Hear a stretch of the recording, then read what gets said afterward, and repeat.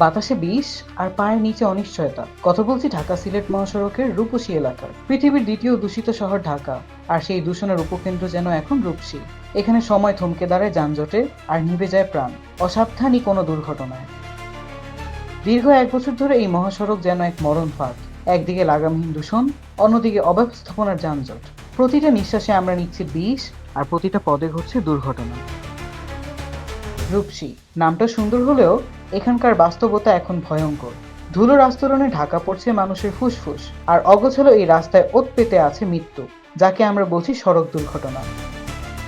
এই ধুলো আর জ্যামের গোলক ধাঁধায় সাধারণ মানুষের স্বাভাবিক জীবন আজ বন্দী। প্রশ্ন একটাই, এই নরক যন্ত্রণার শেষ কোথায়? তাহিল আহমেদ, দৈনিক আওয়ার বাংলাদেশ, ঢাকা।